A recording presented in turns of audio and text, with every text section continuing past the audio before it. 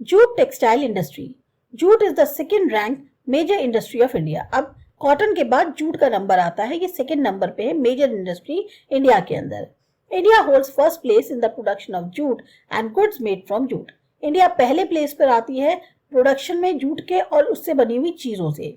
India is at the second place after Bangladesh in the export of jute. लेकिन दूसरे number पे आ जाती है बांग्लादेश के बाद अगर जूट के एक्सपोर्ट की बात करें। Of the total jute production of the country, West Bengal produces 80%, Andhra Pradesh about 10% and the rest is produced by Bihar, Uttar Pradesh, Madhya Pradesh, Orissa, Assam and Tripura. अब जितना जूट का उत्पादन होता है हमारी कंट्री में, उसमें वेस्ट बंगाल सबसे ज्यादा है, 80% वहां होता है, आंध्र प्रदेश में लगभग 10% और बाकी जितना है वो बिहार, उत्तर प्रदेश, मध्य प्रदेश, उड़ीसा, असम और त्रिपुरा में होता है। Much water is needed to purify jute. अब जूट को साफ करने के लिए सबसे ज्यादा पानी की जरूरत होती है। So most the mills are located on the bank of Hooghly river. इसी वजह से ज्यादा नदियां, जो हुगली नदी है उसके किनारे मिल्स अवेलेबल हैं या लोकेटेड हैं। This industry is concentrated in West Bengal due to cheap labor force, banks and insurance coverage, port for export facility etc. ज्यादा से ज्यादा इंडस्ट्रीज ये वेस्ट बंगाल में इसलिए हैं क्योंकि वहाँ लेबर सस्ती है, बैंक और इंश्योरेंस कवरेज होता है, साथ ही साथ पोर्ट्स अवेलेबल हैं एक्सपोर्ट करने के लिए। Today the demand for jute has decreased because of the other options in packing material for goods. अब जूट की डिमांड जो है वो कम होने लग गई है क्योंकि और बहुत सारे पैकिंग मटेरियल्स आ गए हैं। Jute industry is facing such problems like more cost of production and decreasing demand of jute in international markets. अब जूट इंडस्ट्री को इसलिए प्रॉब्लम्स फेस करनी पड़ रही है क्योंकि कॉस्ट जो है प्रोडक्शन की वो बहुत ज्यादा है और जूट की डिमांड जो है इंटरनेशनल मार्केट्स में कम होती जा रही है। नेक्स्ट है silk industry. Silk production has a long tradition. अब सिल्क का भी एक बहुत लंबी प्रथा चली आ रही है, ट्रेडिशन चला आ रहा है। After China, India rank second in the world in silk production. Again China के बाद इंडिया दूसरे नंबर पे आता है जो सिल्क प्रोडक्शन करता है। In India 4 types of silk are produce. अब इंडिया में 4 तरह की सिल्क बनाई जाती हैं। These are mulberry, eri, tasar और मूगा। ये 4 तरह की सिल्क बनती है। Today there are about 300 silk weaving mills in India. 300 silk weaving mills हैं इंडिया में। Major state producing silk are Karnataka, Madhya Pradesh, West Bengal, Tamil Nadu, Punjab and Jammu and Kashmir. ये मेजर स्टेट्स हैं जहां सिल्क प्रोड्यूस होता है। Silk and cloths are exported to Europe, Africa and Gulf countries. ये जो silk का कपड़ा है ये यूरोप, अफ्रीका और गल्फ कंट्रीज में एक्सपोर्ट किया जाता है। Besides there are also exported to Germany, Singapore, US, Kuwait, Malaysia and Russia. इसके अलावा इन कंट्रीज में भी जाता है। In international market, Indian silk is facing a tough competition from China. और इंटरनेशनल मार्केट में देखें तो इंडियन सिल्क को बहुत टफ कंपटीशन फेस करना पड़ रहा है चाइना के साथ। Woollen textile industry. As the cottage industry, the history of woollen textile industry is very old. अब कॉटेज इंडस्ट्री की तरह अगर बात करें तो जो वुलन टेक्सटाइल इंडस्ट्री है इसका इतिहास भी काफी पुराना है। Maximum woollen textile mills are in Punjab. सबसे ज्यादा वुलन टेक्सटाइल मिल्स पंजाब में है। नेक्स्ट कम्स महाराष्ट्र, उसके बाद महाराष्ट्र में है। There are woollen textile mills in Uttar Pradesh also. Uttar Pradesh में भी है। Ahmedabad and Jamnagar in Gujarat are centres of woollen clothes. और गुजरात में जो अहमदाबाद और जामनगर हैं ये मेन सेंटर्स माने जाते हैं वुलन क्लॉथ्स के। Other major centres are Bikaner and Jaipur in Rajasthan, Srinagar in Jammu and Kashmir and Bengaluru in Karnataka. बाकी और जो मेजर सेंटर्स हैं वो इन स्टेट्स में जो शहर हैं उनके अंदर अवेलेबल हैं। India is also produce woollen carpets. India woollen carpets भी बनाता है। Woollen cloth is exported to America, Canada, Germany, France और रशिया। यहाँ पर ये जो वुलन क्लॉथ है ये सब एक्सपोर्ट किए जाते हैं। Synthetic textile industry. The cloth made from synthetic fiber made by man is strong, durable and does not retain wrinkles. Hence this industry has developed very much. अब ये जो कपड़ा तैयार किया जाता है सिंथेटिक फाइबर से, इसे इंसान द्वारा बनाया गया है। ये काफी मजबूत होता है, टिकाऊ होता है, इसमें सिकुड़न नहीं आती। इसी वजह से ये इंडस्ट्री बहुत तेजी से विकसित हो रही है। The cotton fibers are mixed with synthetic fibers to get a mixed variety of cloth. अब कॉटन फाइबर्स को सिंथेटिक फाइबर्स के साथ मिक्स किया जाता है ताकि एक मिक्स्ड वैरायटी मिल सके क्लॉथ की। Main producers of this industry are Kerala, Gujarat, Uttar Pradesh, West Bengal, Tamil Nadu etcetera. ये मेजर स्टेट्स हैं जहां सिंथेटिक टेक्सटाइल इंडस्ट्रीज हैं। Other centres are Surat, Kanpur, Mumbai, Ahmedabad, Kolkata, Chennai और मोदी नगर। फिर है sugar industry.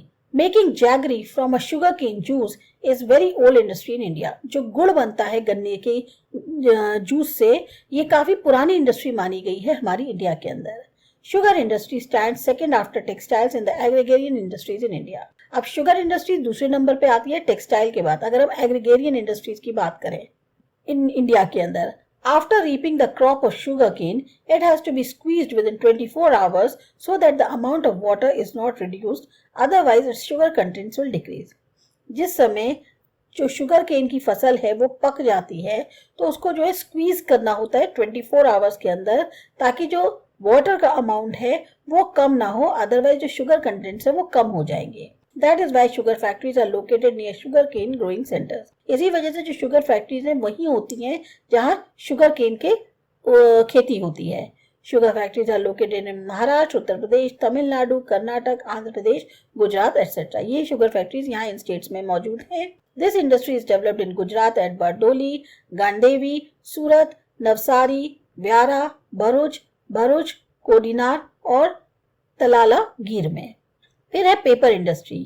Paper is made out of soft wood, bamboo, grass, molasses etcetera. अब paper किससे बनता है? सॉफ्ट वुड से, बैम्बू, ग्रास या मोलासेस से. It is produced in Andhra Pradesh, Maharashtra, west Bengal, Odisha, Karnataka, Gujarat, Madhya Pradesh, Chhattisgarh, Tamil Nadu, Haryana. यहाँ इतने सारे स्टेट्स में जो है पेपर इंडस्ट्री मौजूद है. Mineral based industries. अभी तक हमने एग्रेरियन इंडस्ट्रीज की बात करी, अब हम मिनरल बेस्ड इंडस्ट्रीज की बात करते हैं. Those industries wherein the mineral are used as raw material are known as mineral based industries. ऐसी इंडस्ट्रीज जहां पर मिनरल जो है वो रॉ मटेरियल के तौर पर इस्तेमाल होता है उसे हम मिनरल बेस्ड इंडस्ट्रीज कहते हैं. Industries such as iron and steel industry, aluminium industry, copper, chemical fertilizers, cement, means of transportation and electrical goods are mineral based industries. ये जो इतनी सारी इंडस्ट्रीज है ये सब की सब जो है मिनरल बेस्ड इंडस्ट्रीज हैं. Iron and steel industry.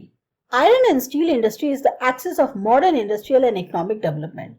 एक तरह से हम चरम जो पीक कहते हैं मॉडर्न इंडस्ट्रियल और इकोनॉमिक डेवलपमेंट की, उसमें आयरन और स्टील इंडस्ट्री मुख्य है. It is considered to be the base industry. ये बेस इंडस्ट्री मानी जाती है. Machine and other constructions are produced from its productions. यहाँ पर जो भी उत्पादन होता है उसकी वजह से ही मशीन और बाकी कंस्ट्रक्शंस जो है वो प्रोड्यूस हो पाते हैं. This can also be considered as a key industry. मतलब मुख्यतः यही इंडस्ट्री जो है हमारी मानी जाती है. The process of making iron is very old in India. Iron बनाने की जो प्रक्रिया है वो बहुत पुरानी है इंडिया में. Iron was imported from India to make swords in Damascus. Iron जो है वो इम्पोर्ट किया जाता था इंडिया से तलवारें बनाने के लिए डमास्कस में.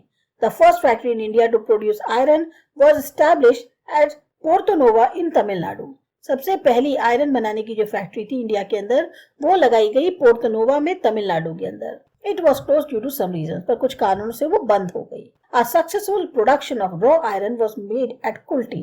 अब उसके बाद एक बिल्कुल जो सफल कहना चाहिए रॉ आयरन का जो प्रोडक्शन हुआ वो हुआ कुल्टी में. In 1907, the factory established at Jamshedpur started producing iron steel on a very large scale.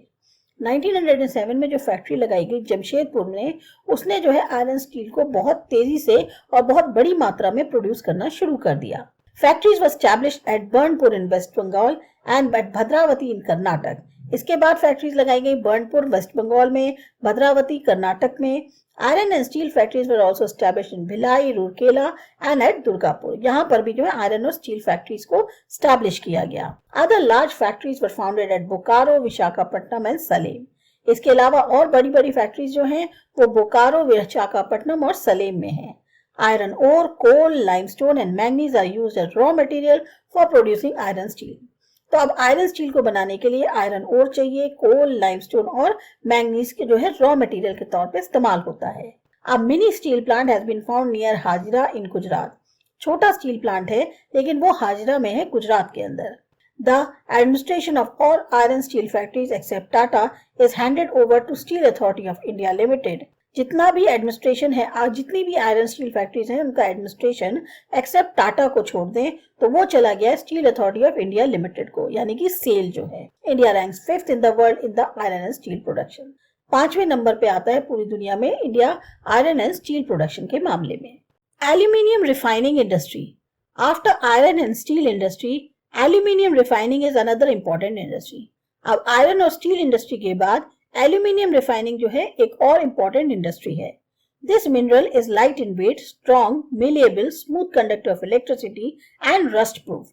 ये जो मिनरल है ये हल्का होता है वेट में, स्ट्रॉन्ग होता है, मिलिएबल होता है, बहुत ही स्मूथ कंडक्टर होता है इलेक्ट्रिसिटी का और रस्ट प्रूफ होता है, यानी जंग नहीं लगती।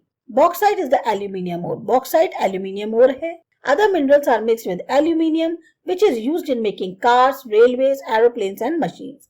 और मिनरल्स जो हैं वो एल्यूमिनियम के साथ मिलाए जाते हैं ताकि कार, रेलवे, एरोप्लेन्स या और मशीन्स को बनाया जा सके। About 40 to 50% of expenses is incurred in electricity. 40 से 50% खर्चा जो है वो बिजली में जाता है। So this industry is founded where hydroelectricity and bauxite are available easily. तो ऐसी इंडस्ट्रीज आपको वहां मिलेंगी जहां हाइड्रो इलेक्ट्रिसिटी और बॉक्साइट आसानी से अवेलेबल हो। Factories producing aluminium are established in Odisha, West Bengal, Kerala, Uttar Pradesh, Chhattisgarh, Maharashtra and Tamil Nadu. यहाँ पर ये सारी फैक्ट्रीज जो एल्यूमिनियम बनाती हैं वो अवेलेबल हैं। फिर है copper refining. The usage of copper has increased due to its properties such as easy conductor of electricity and it can be mixed with other minerals easily.